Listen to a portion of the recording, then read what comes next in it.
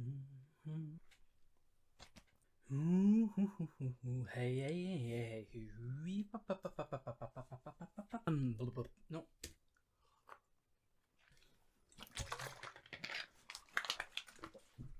What's going on, ladies and gentlemen? My name is Terminus, and today we are here for episode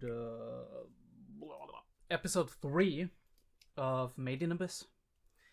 A new series that I find very interesting, and I've actually done some research to see if we can maybe get a little bit into the nitty-gritty. But before we do that, actually I do have to give you a little heads up about what the content's gonna be going forward, because there will be some changes.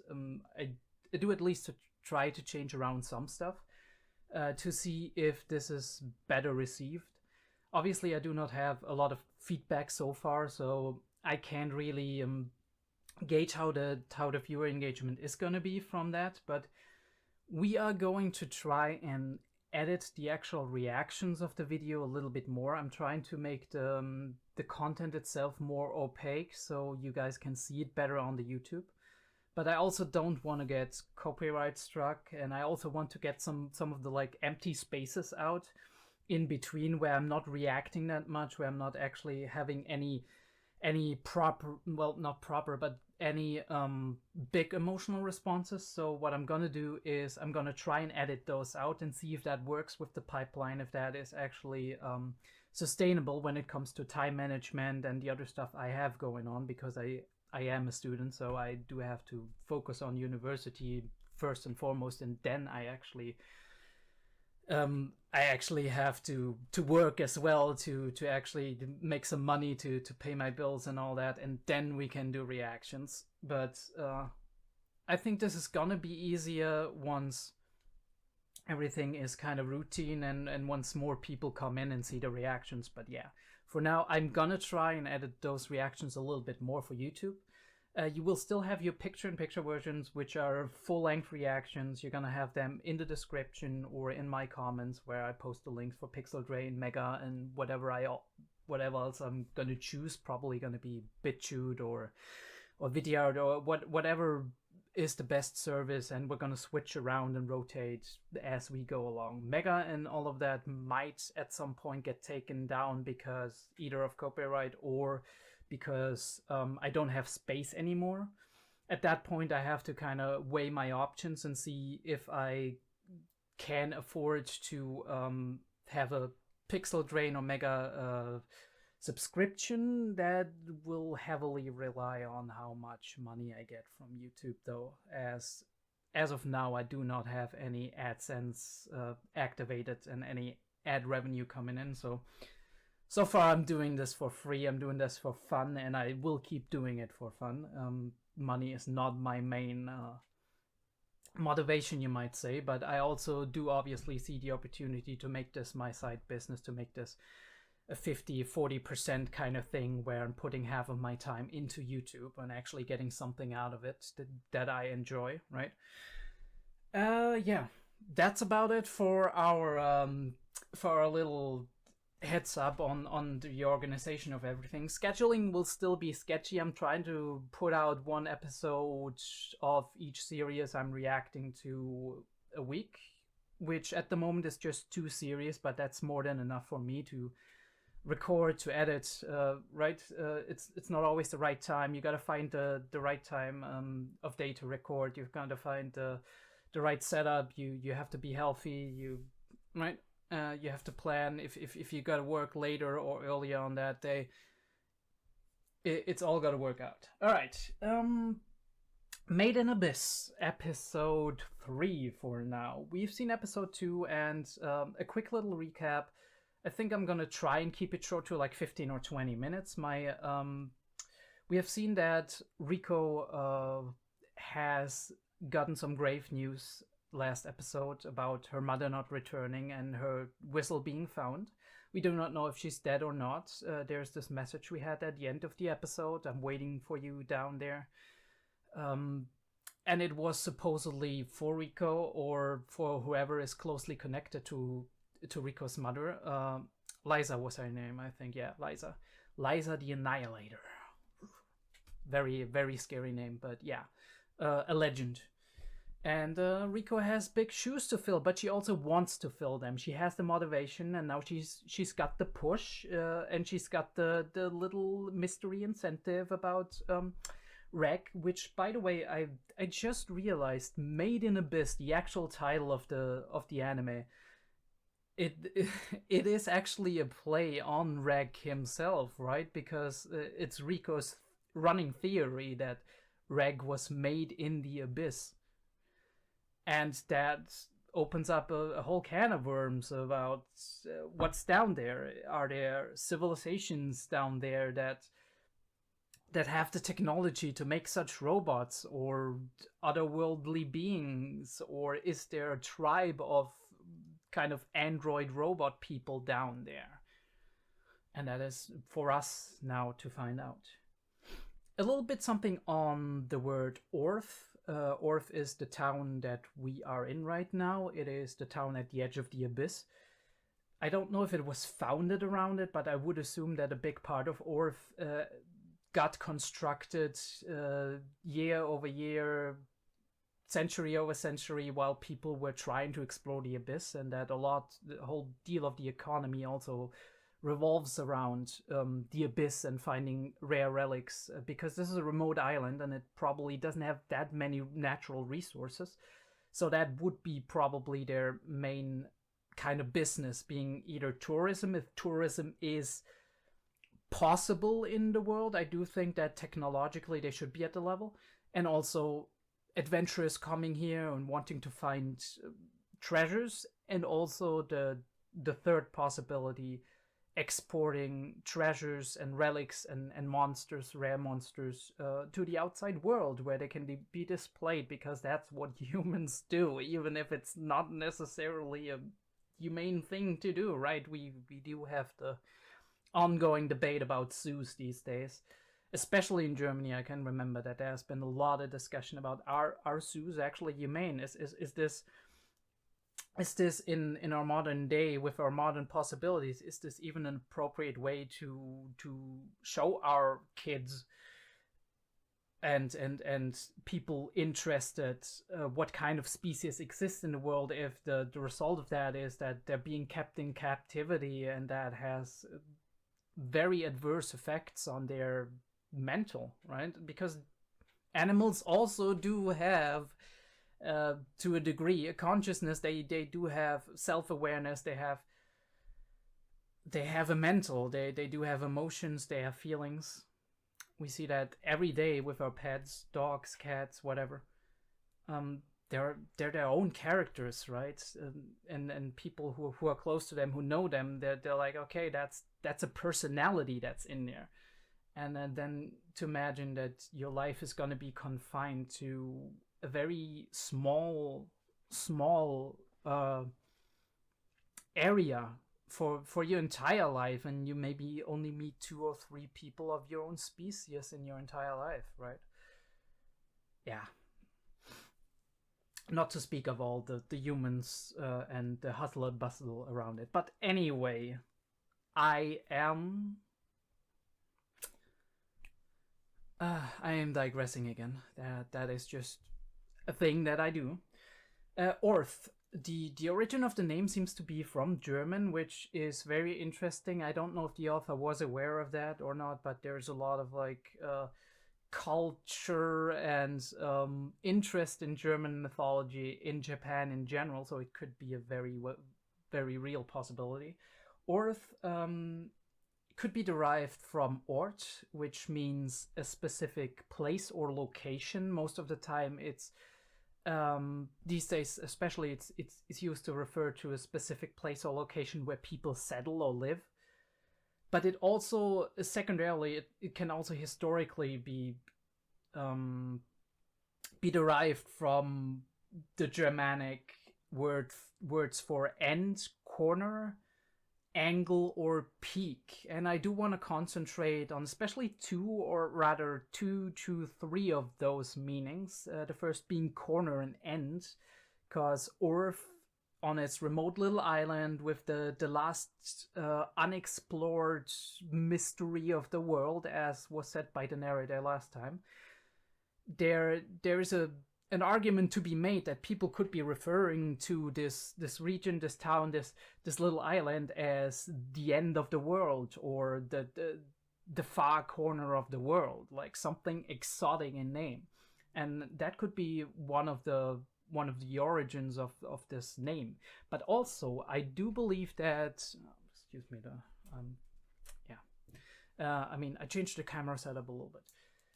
Let me know if you prefer this one, or if you prefer the way I did last time. Anyway, it could also mean peak, and I find that very interesting as well, because in a metaphorical sense, you could see, not even in a metaphorical sense, actually in a literal sense, you could see Orth as being the peak of the abyss, right? The peak out of which the abyss rises, or the peak from which the abyss falls down.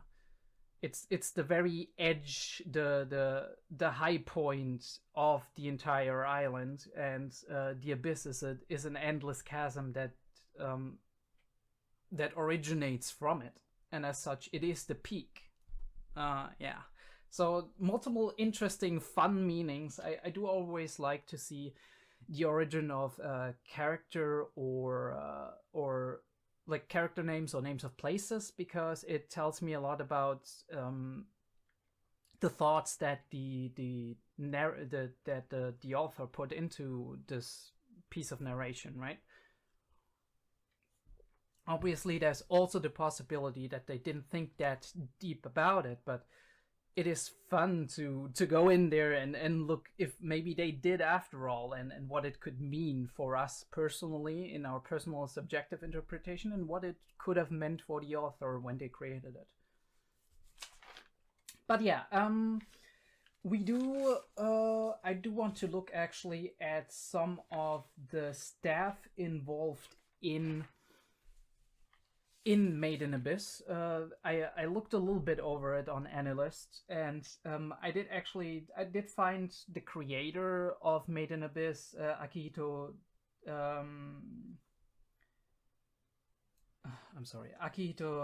Tsukushi.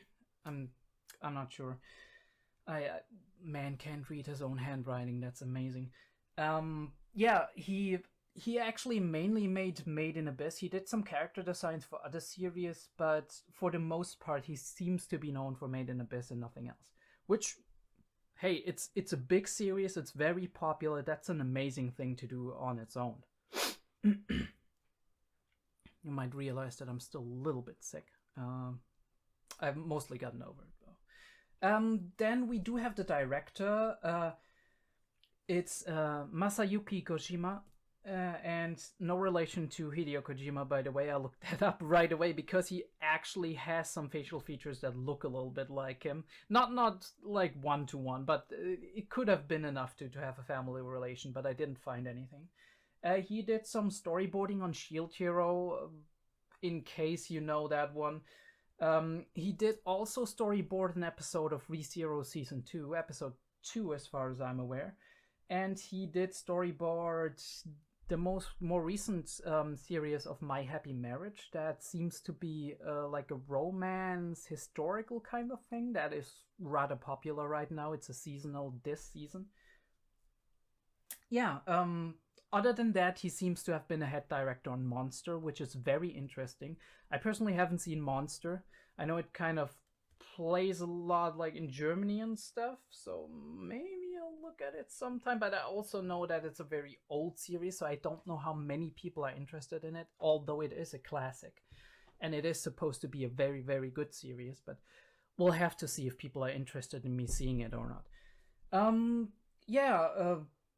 I find it very interesting because I don't see a lot of visual similarities between those series and Made in Abyss. Made in Abyss is very singular in that aspect. I mean, I think the closest one could say to Made in Abyss would be ReZero in this case, with its general mystery feel. Like ReZero has a lot of mystery aspects in it, and also some of the character designs.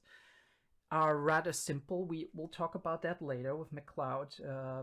I did actually see Teeaboo's reaction to Made in Abyss, and I enjoyed very much what he said about Mccloud comics and masking.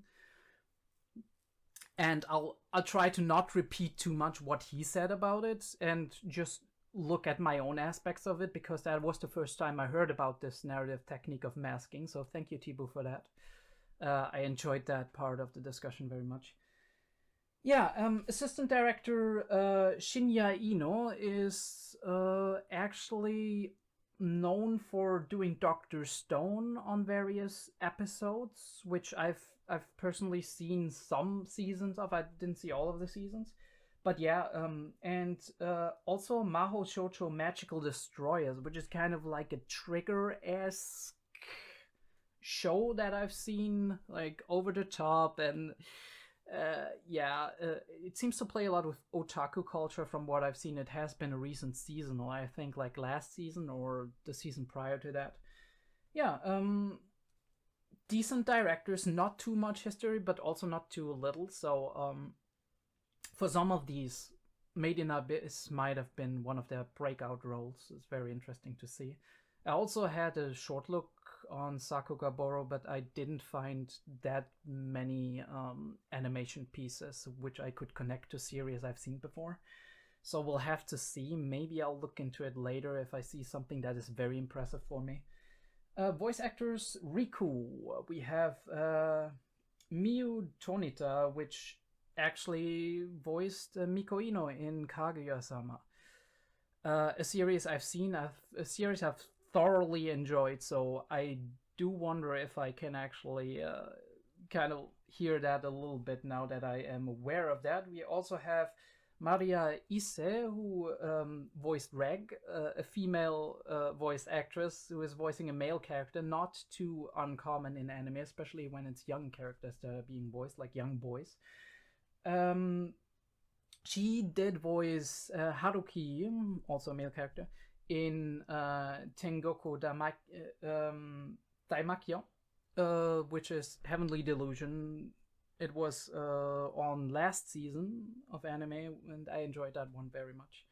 Sorry, I can't react to it anymore, but you know, I mean, there's so many series out there. We can find something interesting.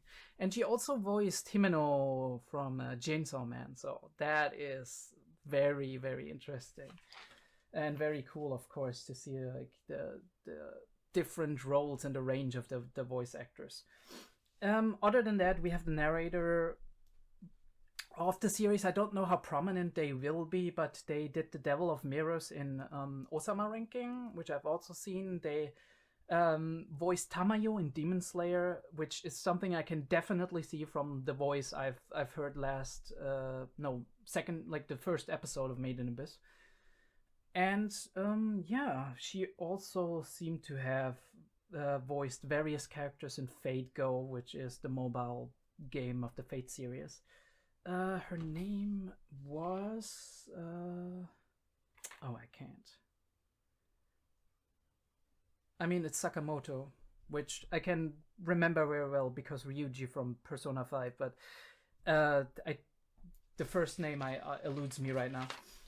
Alright, so last thing I want to talk about, Teeaboo and Mccloud.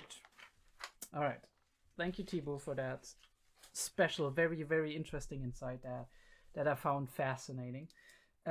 He's talking, in his reaction, he's talking about masking, which is described by Scott Mccloud, the very famous comic artist in Western media, as the phenomenon or the design where creators make characters that are very simplistic in their visual appearance, but also very recognizable. And he calls these characters iconic. And his hypothesis is that these characters serve as a sort of mask for the viewer, and the fact that they are very simplistic in their design enhances the ability of the viewer, of the audience, of the reader to project themselves into said character. The second part of his theorem, if you want to, or if his theory of his hypothesis is that this, in combination with very detailed backgrounds, makes for a very engaging story, right? Because you can project yourselves very well into these characters and immerse yourself more into these creative, very detailed worlds. Now, there's a few things that I find very interesting about this. The first thing is that by reducing complexity in the design of the character, we are actually removing information from that character. And I think that is one of the base elements of abstraction in art in general, and in media. Art is in many ways inherently abstract, and it's making very good use of the way human perception works, right? Even though something is visually not as complex, humans will still recognize the general concepts and prototypes and ideas that are behind it. This can be seen very well in phenomenon surrounding perceptual completion, where if you draw a circle, right? You draw a circle. Even if the circle isn't complete, you will still recognize and see it and understand it as a circle. And that goes for a lot of different geometric forms, a lot of different elements. If you draw an anime character, you recognize the nose of the anime characters, even though it's just like two little scribbles, right? It's like two lines. And you're like, yeah, the character has a nose, right? Sometimes even the nose is not even there, right? And you still don't find it odd to look at this. And that is a very interesting concept, how the less information there is, well, not the less information there is obviously a line. If you have too little information, it doesn't work. But if there's less information, the human mind has almost a tendency to try to fill that gap of information with their own assumptions, with their own experiences, and with their own cognitions, their prototypes of what normally works, what normally should apply here, right? And that is very important in our everyday life in terms of functionality. We do need to have this ability, because whenever we encounter something new, for us not to be in the situation where it's absolutely 100% new to us, where we can't do anything with it, it's easier to be able to apply previously encountered concepts onto, like, previously encountered prototypes of categories of things or people or places that we know, and put them onto this new concept, kind of connect the dots, the patterns that exist there. That is very important, because whenever we encounter something new, we, especially out in the wild, and back in the day, these days it's a little bit easier maybe, but we have to process it anyway, and it might be relevant for our survival as a stimulus. Yeah, so that is a very interesting thing, and that leads us back to the simple characters, enabling us to project ourselves into them more, because we have a couple of points that we might connect with in terms of personality, in terms of visual appearance, like they have glasses, or they're very nerdy, they're very inventive, they're very cheerful, right? They love adventure, right? They're a child, right? Every one of us has been a child at some point in our lives. We know how it feels to be a child. Maybe not exactly that child, but that's the point, right? The child is simplified on a visual design. The maybe even on a character design in the beginning. We don't know that much about them. We just know the 5, 6, 7, 8 key points about them, and then we connect to some of those points, and the rest we can fill in the blanks, right? And the more we know about the character, the more detail, the more we see the greases in their, the little grubs, the little shadows under their eyes, everything, right? More detail. It's cool to look at, but at the same time, the more differentiation we do have between ourselves and the character, right? That is something I find very, very interesting, very cool in Neon Genesis Evangelion, one of my absolute favorite series. And spoilers for Eva, by the way, spoilers for Eva. I might put up a warning or something. It's not distinct spoilers. It's gonna be vague, okay? Spoilers starting now. Late in the series, we do have this amazing sequence that some people say the budget ran out. Yeah, they had to get creative, but also the creator was going to through something very interesting, and in the process of whatever he went through, which was a very mentally unstable phase where he had to figure out himself on various levels, he does create this amazing work of art. This amazing work of art that reflects so much of what is going on in our inner world, but also what happens on a meta level, on psychological terms, right? Who are we? How do we define ourselves, right? Do we need other people to exist? And he's breaking all of that apart. Who is Shinji? What is he doing? Why does he do the things he does? Why does he have the motivations he does? What are the underlying emotions? And then who is a person themselves? How do they define themselves, right? We do define ourselves by reflecting upon the impression we make on others, by observing others and their interactions with us. And breaking that down in such an amazing way, not just on a narrative level, but also on an artistic level, that is absolutely insane. And that's why, among other series, there are series that I absolutely like for other aspects, like Ghost in the Shell, the 2 movies, which are absolutely amazing. It's one of my favorite movie series, anime movie series. But among other things, that is what makes Neon Genesis Evangelion so amazing for me as somebody who's interested in and is busy with psychology in general. And we can apply that here, right? Ourselves projecting ourselves onto these masks as a result of connection points that we have and filling in the gaps of information. And then, but what do we need, right? Why is it important that we do have a detailed world surrounding that? Why is it important? Why can't we just have simplistic characters in a simple world, right?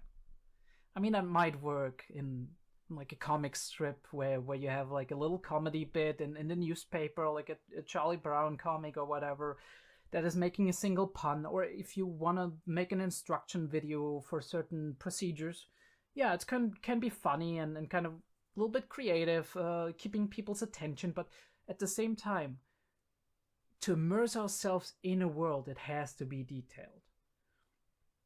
Generally, from personal experience, we either in a story we either do look for a grand narrative, and that is often connected to a very intricate world. We do look for great characterization, characters that are very intricate, very interesting, very detailed, very thought out, and go through a lot of development. Or we are looking for a very detailed, very interesting, very mysterious world. And that needs all of the elements, right? It needs the intrigue of the unknown, but it also needs the defined, the detail, the getting lost in little things. That is something that, for example, in game design, in my opinion, is what separates a game that is well made from a game that is absolutely incredible. That you see all these little tidbits and details that are in there that show you that there's thought behind a lot of the things that you might not expect to be thought behind, and also that all of these things can come up later on. That all of these things make the world more realistic as well. If you have a high fantasy world where a lot of stuff is happening that you might not necessarily see as realistic, but you see them more plausible, the more detail they do have, the more they define themselves to you. And I think that also is thanks to human cognition. And yeah, I mean, that is a duality, right? You have very little detail, but just enough, and we fill in the blanks, but we also need something surrounding that kind of paints the picture for us. Otherwise, it's not stimulating enough. It's not intriguing enough. But yeah, very interesting concepts here. Yeah, I mean there have been studies, for example, that just to bring this to a close, on self-image, and to come back to the projecting ourselves onto the mask.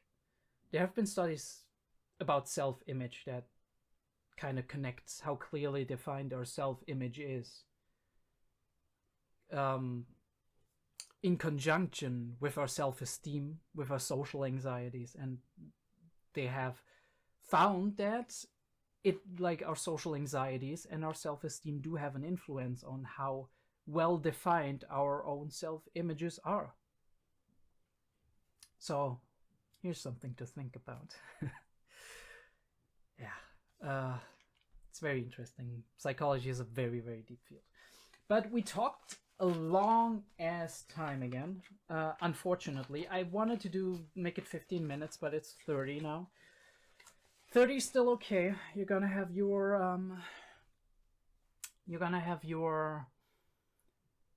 timestamps, at least on day 2 most of the time. I do find the time to scroll through the episode and just give you some timestamps on what I talked about at various sections. I'm still gonna keep the reaction on an editing basis. I'm trying to do that because I really, really like that. I think I would like to break it down to like 10 to 12 minutes of reaction, and then we can see how we go from there. Oh, okay, let me see. Everything is mostly set up. We do have the Audacity running. We do have our desktop thing running. Yeah. The only thing that's still left is me bringing up the reaction. No, I'm not looking at Freeran. By the way, if anybody's interested, I'm actually using the MTBB subs, the ones the Blu-ray uses. So if you have any suggestions of me changing it, tell me. But so far, I've had a good time with them, and they worked pretty well. We're gonna bring this to a decent level of sound. You can also let me know if you have anything to say about the sound. Oh yeah, before I forget it, before we start the video, before we do anything, all right, I would like to ask you to please subscribe. The link's probably gonna pop up somewhere here, and yeah, if you don't want to miss any videos of mine, if you want to make any suggestions, subscribe. I do also have a Patreon, by the way. I'm gonna get the pop-up ready at some point. Maybe this video already, maybe another video. We'll see. But the link is in the description down below. And also the link is on my YouTube channel. If you go on my channel up there, the first link you see will be my Patreon. So far, there's no benefits. It's a $1 tier. Plans are $3, $5. Early access, polls for new shows, and yeah, Discord benefits. So you can join the Discord if you spend $1 once. You can probably stay forever, unless I kick you out because you're being an asshole. So watch out for that. Be decent. Respect others. But yeah, that's it. We'll get into the new episode in 3, 2, 1. Bam.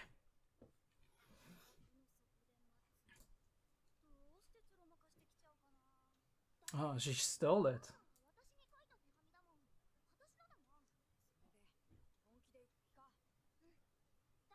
No, then she immediately assumes that it's her mother.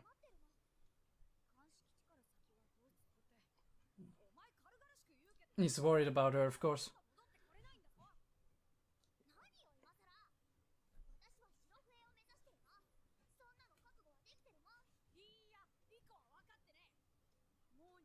She's very stubborn. She has her own mind.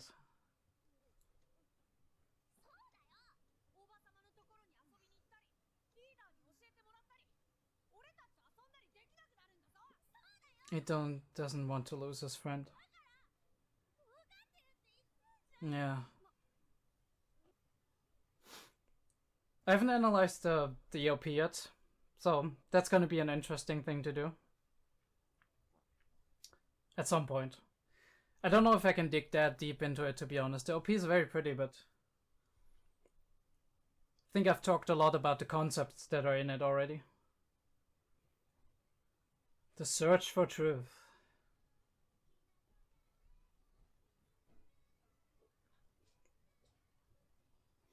I mean, this also tells a story. They stumble and fall, they find each other.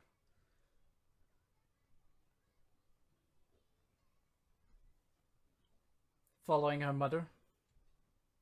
Hand in hand. Passion versus adversity, right? The curse and the beating heart.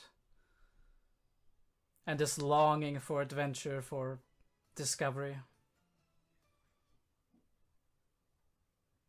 Now the sun shines into all the crevices. Alright, departure, so we're gone.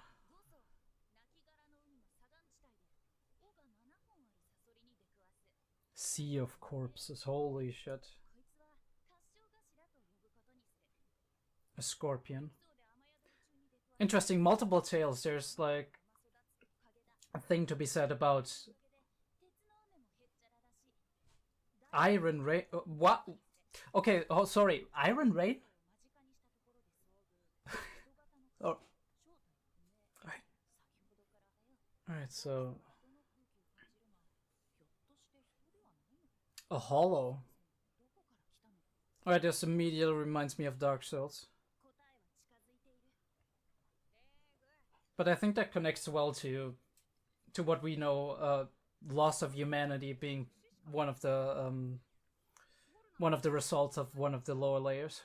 Possibly, of course. Among other things like death. Damn, bro's strong. It's just junk, but it sells good in foreign countries. Interesting. Wonder if this is actually a living thing, like X or something.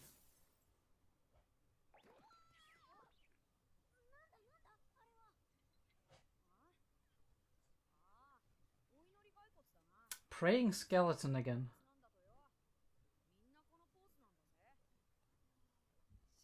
All of them praying, huh?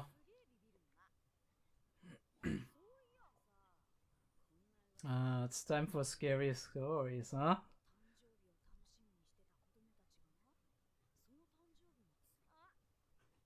Alright, comedy to serious talk.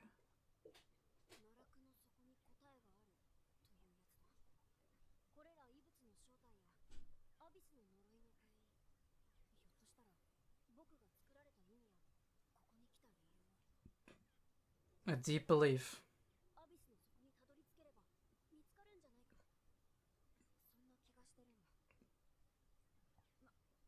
A feeling, huh?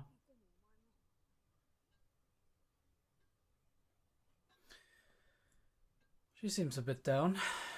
Maybe her argument with Nat.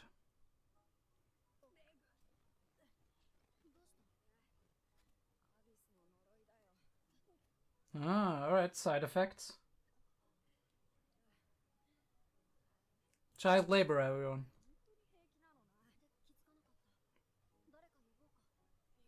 But yeah, he's right. It doesn't affect him. I mean, he's not human, so it makes sense, but who am I? Oh, that's nasty. I'm not a fan of that kind of joke. Can you please remove this thing? It's bothering me.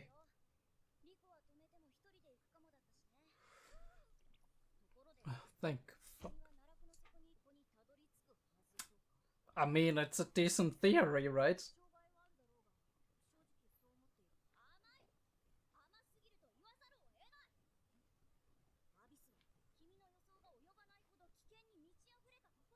Alright, alright.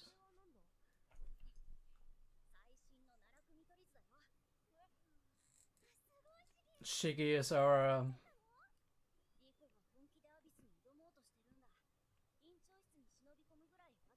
bookworm.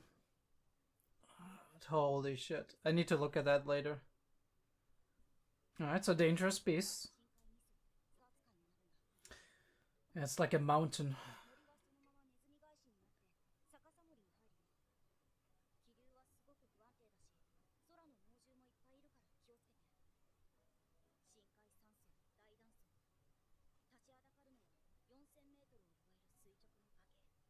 Vertical. Holy shit.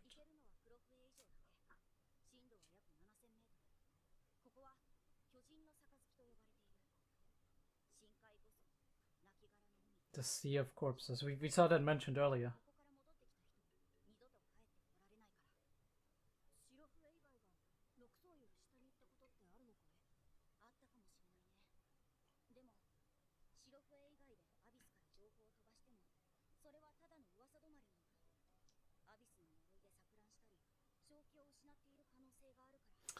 Alright, I mean, that's reasonable.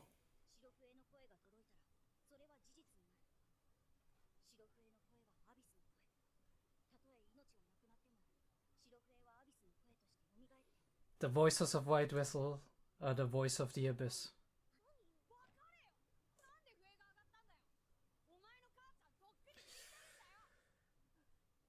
He didn't mean that. But yeah, he did mean that. This is the reality check, but she's gonna push through, right? She's gonna be hurt right now, but tomorrow she's gonna be like, I believe she's alive. But I need to find out if she's really dead. This is kind of the way she works, I think. But yeah, he just cares about her. He's trying to stop her from basically committing suicide.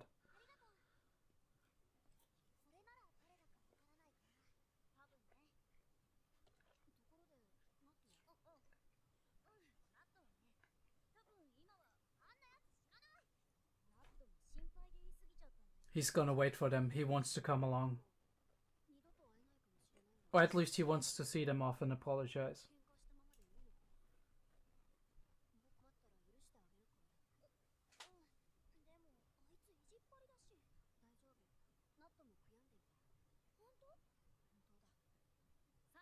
Rek has some good insight.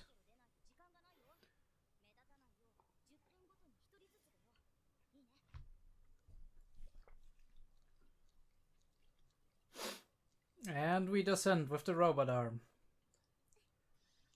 Very convenient.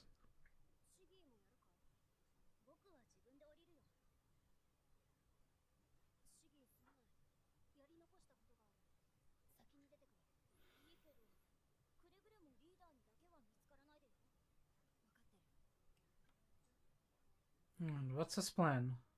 He wants to see Nat, maybe. Convince him to,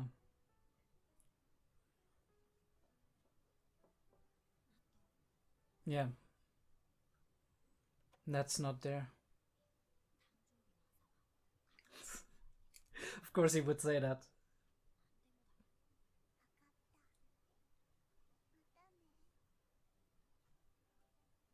I wonder if we meet him later and he's actually older. That would be cool.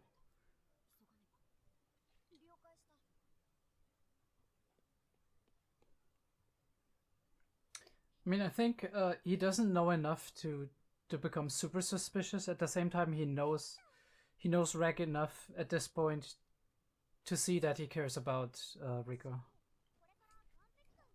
So it's just the right amount that it's okay that they get by.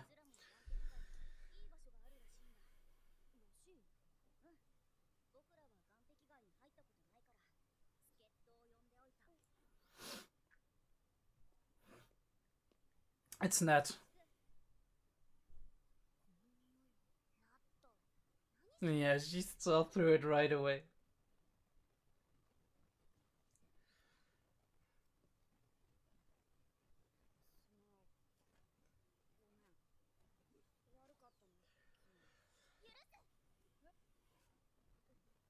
Yeah, of course she does. Just send a lot. One of them will arrive.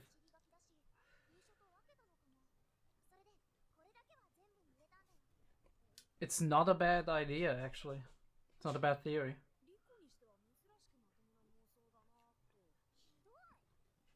Look at this. Look at this design. Holy shit. Okay, so this is...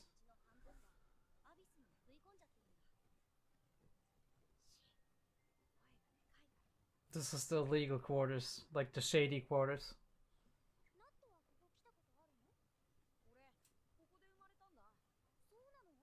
And she came from here.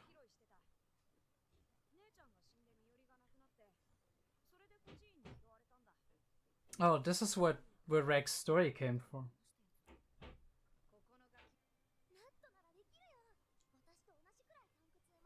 He has his own inspirations. I like it.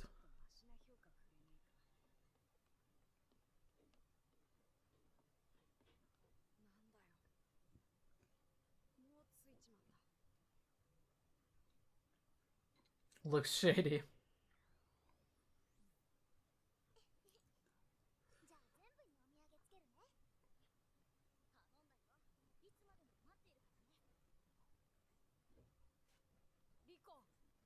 Oh, it's time to be honest.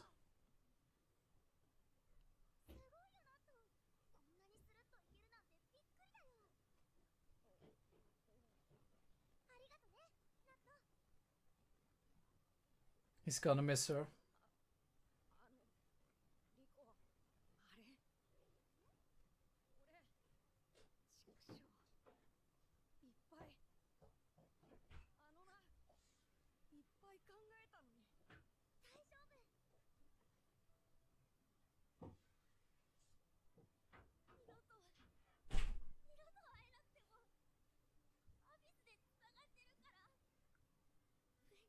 She's being very brave here.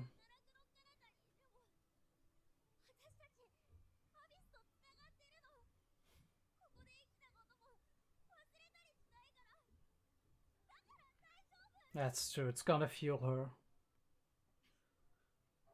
These moments, these times, they're gonna come back to her in her worst moments. And they might save her.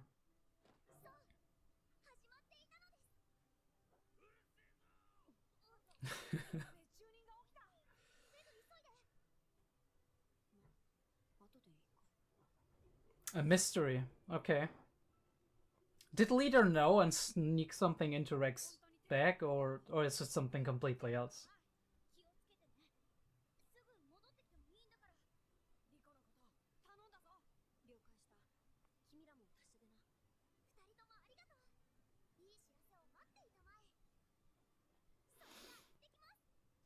Always steadfast, always optimistic. Takes a lot of courage and charisma to...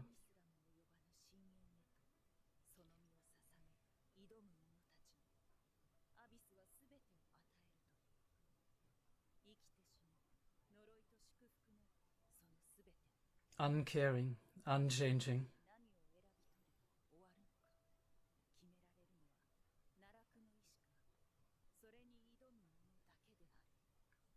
Very, very good episode. And very interesting. I find that statement at the end very, very fascinating. Which fate will they choose? Right? Implying that it is their own design, their own decisions that make up what they become and how they... what conclusion they arrive at. It's up to the will of the abyss, the will of the netherworld, and the will of those who challenge it. Very interesting. I feel there's a big connection to the philosophy of people who climb mountains or do stuff similar to it, who brave a challenge like a desert. It's not all up to you, but you can make a big impact, and your decisions will be,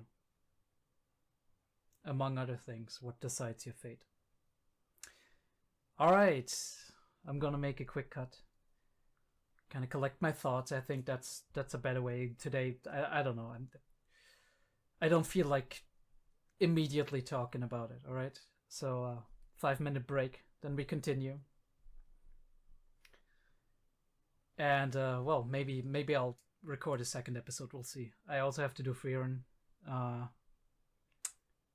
Episode 5 is recorded, but I'll have to do episode 6 at some point. 6, 7.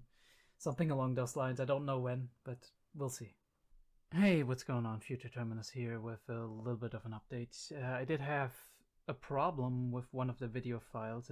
Somehow it got corrupted and interspliced between 2 video files. It's just as part of the discussion in roughly 15 minutes. Now, I was able to actually restore a majority of the camera footage of this video as well as my scroll through, but I had to kind of like edit it together and splice it apart and whatnot. I also managed to, thankfully I do always keep audio backup, so I managed to also splice in the audio backup I had. So the discussion is safe, but it could be a little bit rocky here and there on the sync. I did my best to sync it as good as I can, but I hope you do forgive me for that one. If you can really not properly look at it, maybe the best thing to do is to put it on in the background like a podcast and listen to it for these 15 minutes. And after that, it's gonna be fine again. And you'll notice, because I actually said that I'm back from making a cut, so I hope you enjoy it anyway. Right, hello. We are back with the discussion to Made in Abyss, episode 3. We are getting started with our little discussion and strategy meeting on making our way into the Abyss. Riko is planning on going soon, and she already has a plan. We're gonna go down there. We're gonna just use Rek to drop down there and do our thing. And Nat is against it. And that is a very, very big moment that we have here, and very defining moment in the start of our episode. Our 2 characters, a very stubborn main character coming to heads with our friend, kind of supporting cast character. The scene kind of shows a lot that Nat is generally more realistic than Riko. Riko is a little bit naive, a little bit dreamy. She has dreams and plans. She sees things maybe in part through rose-colored glasses, but also she has this intense desire to go down there and find her mother, right? And this is, in a way, also her search for an origin for her, right? Who am I actually, right? Who is my mother? I don't want to hear from other people, constantly from other people, who my mother is. I want to meet her. I want to interact with her. I want her to be with her.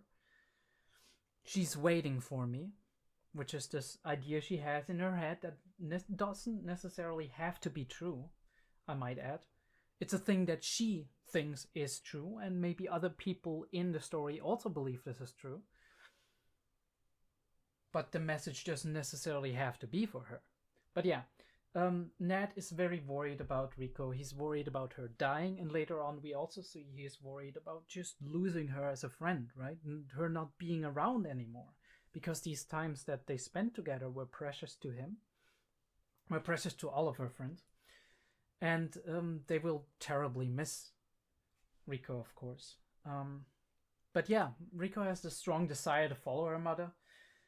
She does not believe her mother is dead. She idolizes her, which means she puts her on a pedestal. She doesn't really consider the possibility. Well, she does consider the possibility, but immediately shoves it away. That her mother could have failed, that she could not be around anymore. And she wants to believe that she's down there and something is waiting for her down there. And we will see that a little bit later. We do see that Rek has a similar belief, or at least wants to believe. We can also at some point talk about the intro. I think the intro has a lot of intricacies, but it isn't that deep. Like, you can talk about it from episode to episode and figure out little details about it as we go on. So this is our departure point, right? And we will talk about the monsters and the layers. Holy shit, what's happening here?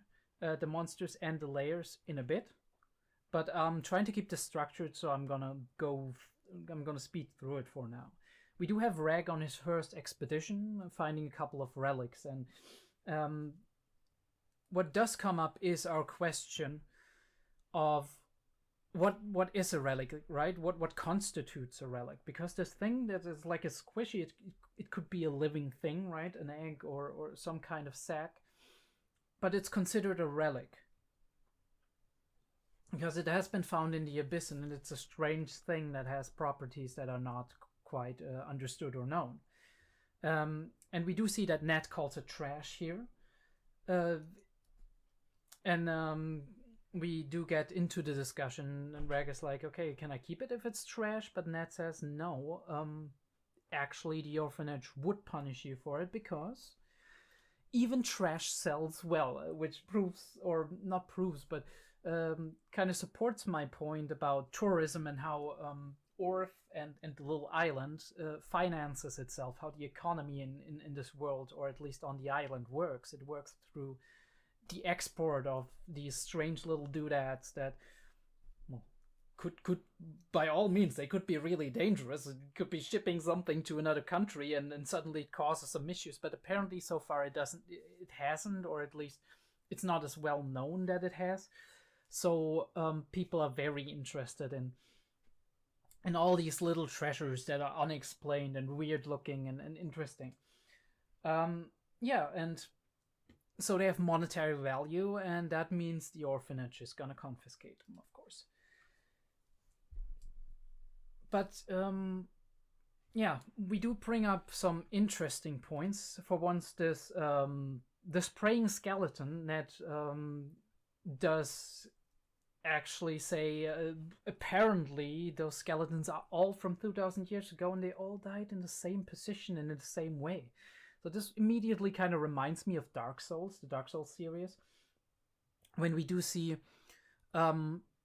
people praying and dying in Dark Souls 3 at the end of an age, right? The end of the Age of Ash, basically. If we go into it, there's a lot of religious mysticism and symbolism in there. What I am wondering is, if it was 2,000 years ago and the Abyss was discovered 1,900 years ago, this might have been a prior civilization, like a lost civilization, that experienced some kind of deep hardship, right? That experienced the phase. Obviously, they had their own culture, they had their own religion, and probably had their own rituals of prayer. And what I do wonder here is if at some point a calamity happened. And this is where all these skeletons are from. They were praying because some natural disaster happened, and they were hoping to be relieved of it, to be saved from it. You do see most of them being in kind of like a cave area, or in caved in parts of the abyss, of the edge of the abyss. So I do wonder if this was shelters that they were seeking. And they died praying at some point, being killed by rocks or whatever else happened in that time. I mean, it could have been anything, right? Noxious airs and toxins.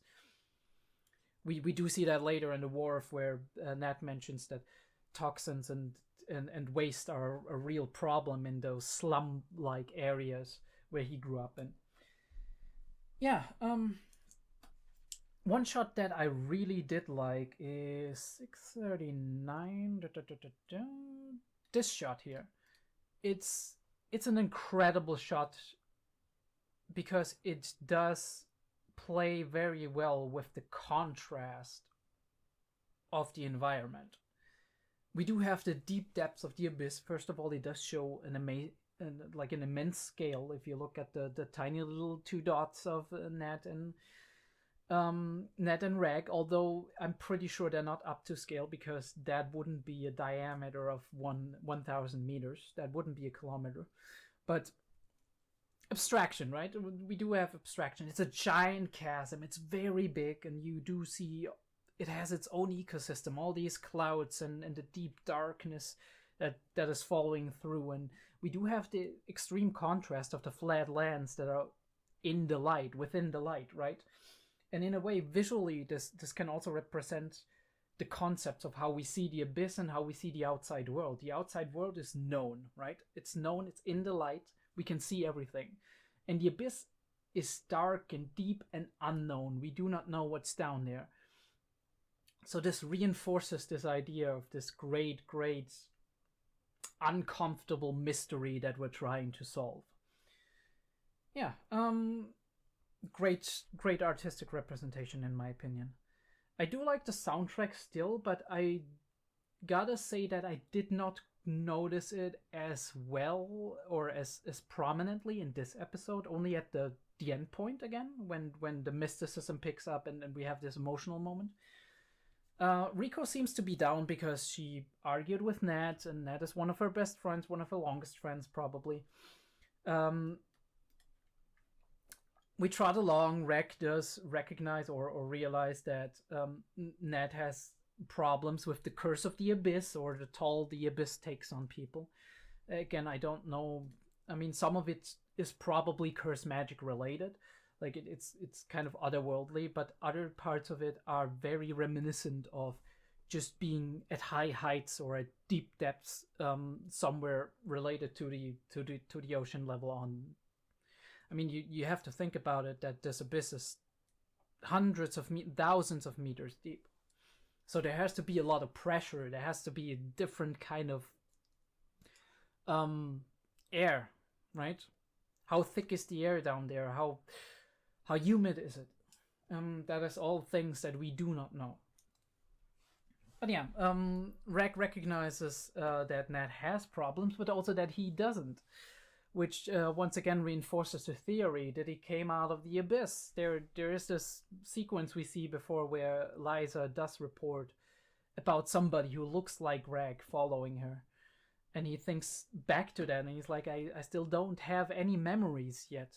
Who am I, right? And we do get this big motivator for Reg, this element that basically drives him to make his decisions at the moment, which is he wants to find out who he is, because without our memories, without the past to look back to, who really are we? There's been some interesting actual real life cases of people who completely lost their memories permanently, and they suddenly became different people, right? Not maybe not on the very base ground level, but they took up completely different jobs. They started having completely different hobbies or habits. So in a way, memories really strongly define ourselves, even if our personality is still kind of on the foundation of everything that we do. Our personality in part also develops out of our temperament, which is genetically defined, and out of, on the other hand, the way we grow up, right? The way we're raised, the things we learn, from morality to perspective to life's experiences with different concepts and different situations. So obviously Rek's memories need to be there somewhere down there, because he has a certain personality, right? And this personality has been established before he woke up. Well, has been established. It has been established the moment he woke up. It had been there. And he also had knowledge about certain concepts. So there has to be something in there, but for him at the moment, it's more him deciding based on feelings, which is implicit memory in this case. Memory stored on an emotional level in another part of the brain, which is the limbic system, and not on an actual formal level, on an actual, say, like, knowledge base.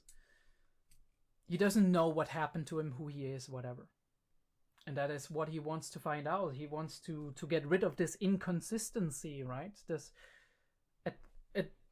on the one hand, I do know who I am. I do know what I want to do, what I feel in certain situations, how I would react if my friend was in trouble, whatever.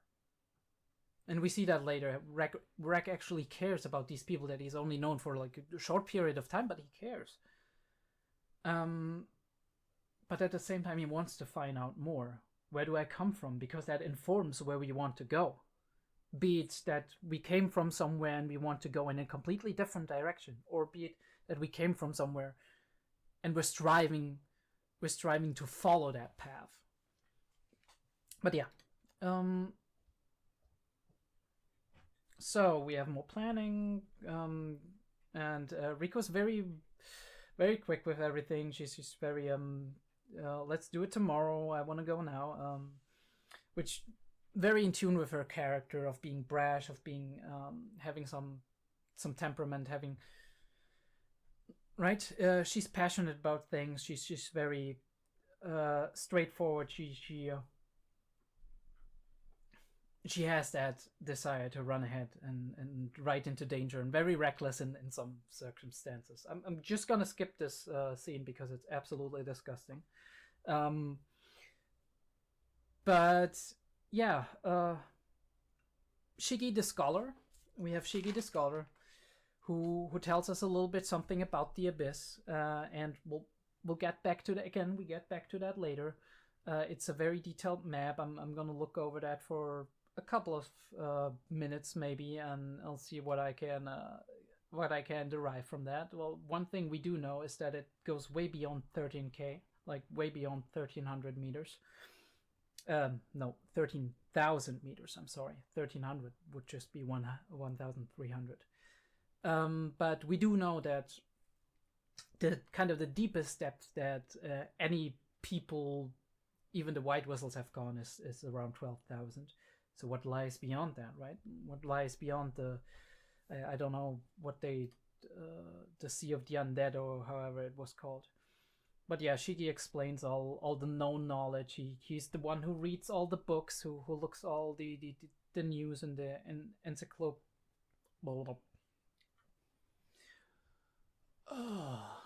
Don't force me to say the word, okay? Encyclopedias. Now I have it. Yeah. And we do find out that the word of the Abyss, or the word of the White Whistles, is the word of the Abyss. And this is their system that they base their information network on. We believe everything that comes from a certain height, but we also below that depth, we do not believe anybody aside from the White Whistles. And the White Whistles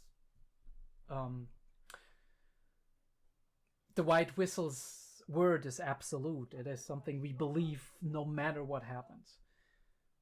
Which is a very interesting system that is primarily based on authority and trust. All right, I'm back.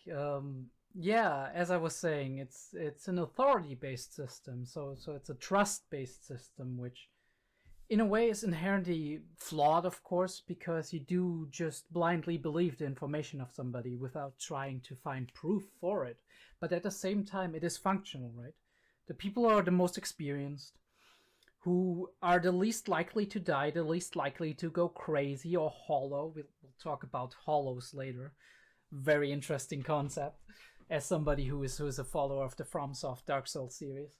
But yeah, the people who are the most reliable get the most credit, and as such, we do first, at least, unless it is disproven, believe the information of those people. Now, obviously, there is a big case to be made that it is that is very possible to spread misinformation as a White Whistle.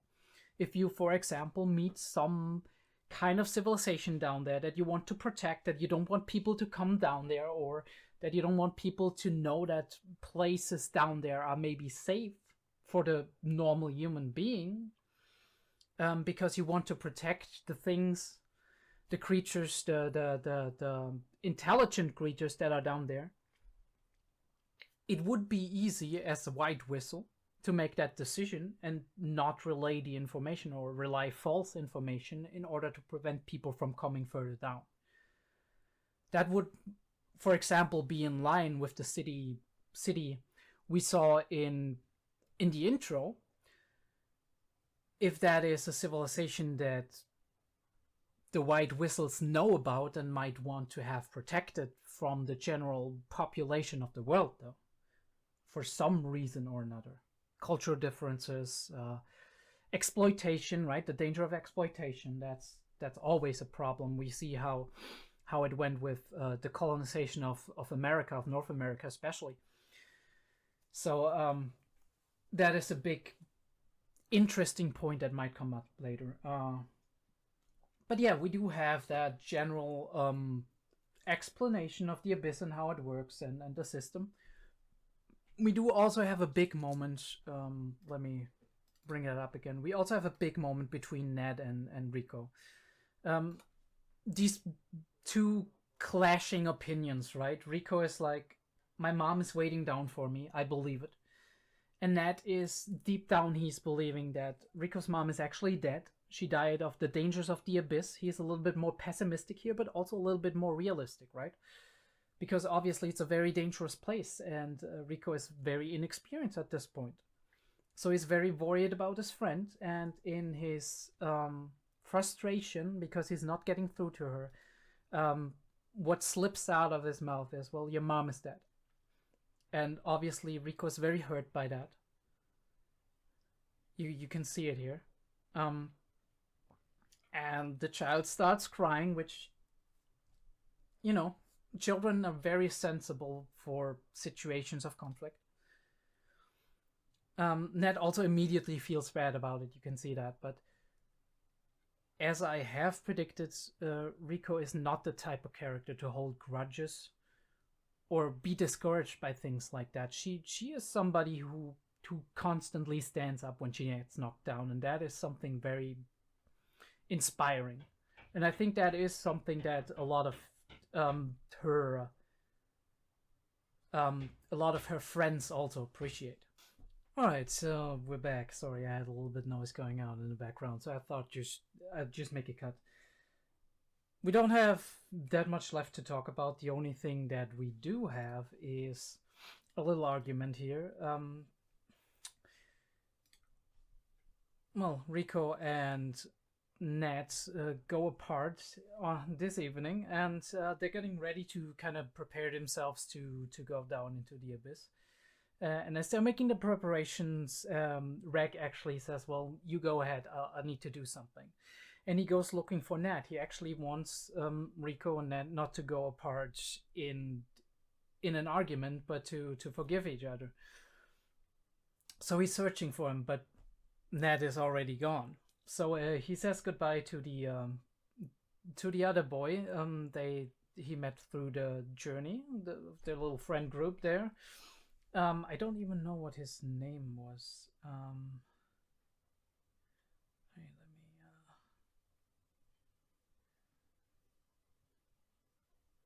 Let us go through here for a second.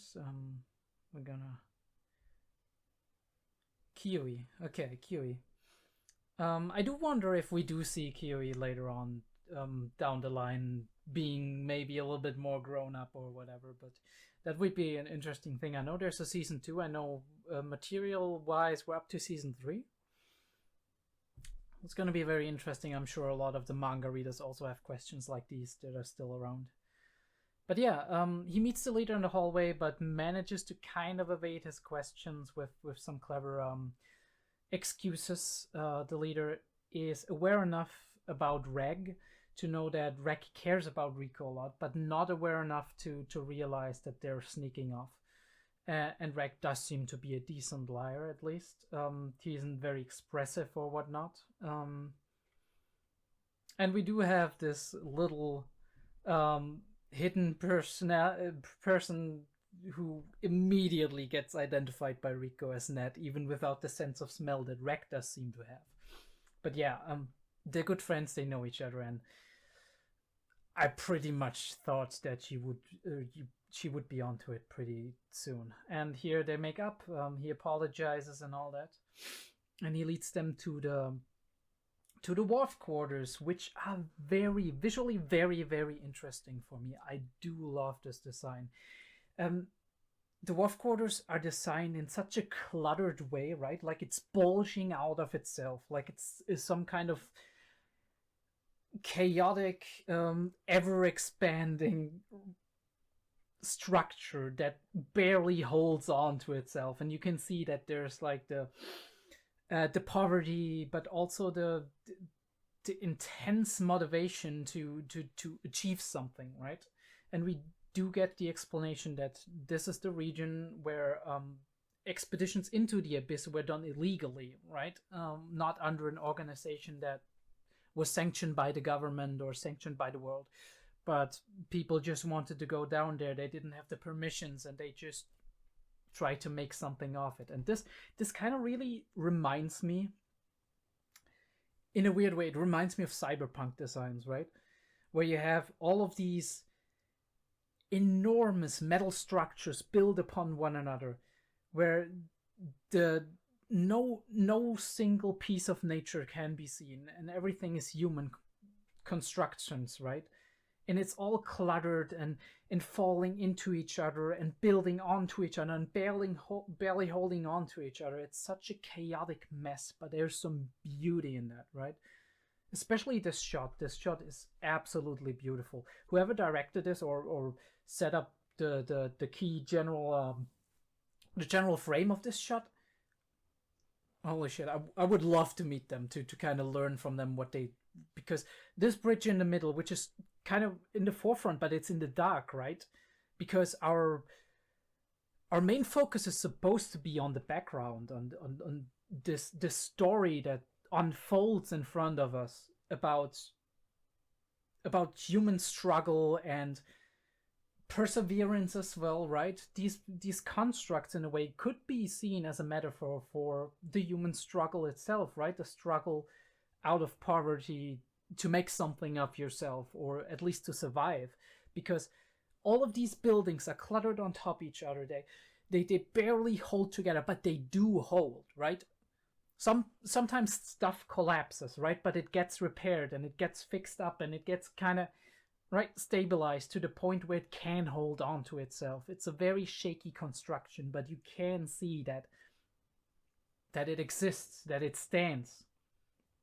It struggles despite adversity, and that is the fascinating thing about it on a visual level for me.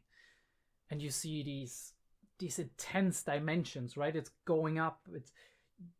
You see it reaching over the abyss, encroaching on the space, and you see these husky faces that are, right, like a shadow of humanity. And we do hear that Nat was actually born here and made his way rag picking and stealing his way to survival, and he got taken in. And this is the story that no, not Rag, Nat. And this is the story we told earlier on when Rag was knocking at the doors of the orphanage. He was like, my sister died and I was rag picking. And this is the story that Nat told Rag to tell, because, well, it's very plausible, right? Especially if some of the orphans that came from that inhabit the orphanage had a similar history. Although I gotta say, I'm curious why the leader didn't pick up on that the story was very almost too similar. Maybe it's just the fact that the story is far too common. And that is a very sad thing to think about, but it's also a very realistic thing to think about, right? So yeah, they have their emotional moment. They're making up. He's trembling. He doesn't want to lose his friend. Both on the level of her being around, right? Because he likes being around her, but also on a level of he's afraid that she's gonna die, and he looks into her face and is surprised because he expects her to be her usual self. So like, yeah, no, I'm gonna be fine. I'm gonna do it. But you do see her facade crack, and he, I think, for the first time realizes that yes, Riko is afraid. Yes, Riko also doesn't want to necessarily, there's a part of her that wants to stay here, that wants to stay with all her friends and spend the time, but she's like, I need to go. This is the calling of my heart, right? This is what I need to do to find out who I am and what I want to do. And she says, we'll always be connected by the abyss, bound by the abyss. And I think this is an experience that many people share, right? Bound by your experiences, bound by the places you grew up in. If you see people who make it in the world, right, who grew up poor or in struggling neighborhoods, and now they're well off, but they sometimes they go back to where they came from. Maybe they still have family there, or they have friends that didn't, right, that weren't all this fortunate, that they maybe can't necessarily help because they themselves just have enough to provide for themselves, right? And then but there's always this bond, right? This bond forged through hardship, through early childhood experiences, and this is what they share. And for all these people that live here, that live around the abyss, that live at the edge at Orth, for all these people, the abyss is the constant thing that binds them together, no matter where they would be going in the world. Maybe some of them will travel to other countries and find other fortunes if they are lucky enough, if motivation and opportunity calls. But this is always something that will connect them. And well, that is, for many people, that's a very reassuring thing, especially for Riko, who is now going down into the abyss. Yeah. Oh yeah, but there's this idea. I also wrote that down. The many letters. Riko actually having a very simple idea, but it's something not everybody thought about. It was like, okay, well, letters don't necessarily reach you, and Riko's like, well, I just send as many as I can, and that's just, it's such a simple idea, but it's true, right? You send as many as you can, and some of them will make it up, hopefully. And then we are left with this final parting goodbye, and the narrator heading into the chasm for which even darkness is no match. Narrator talks about how those who go down there offer up their bodies and challenge the abyss, and for them the abyss provides all. Fortune, misfortune, curses, blessings. It's really, I got shivers when I heard that, because it's a very, very interesting concept to kind of sit on and think about. Because, and that is the main sentence here that we go out of the episode with. That can be decided only by the will of the netherworld and those who choose to challenge it.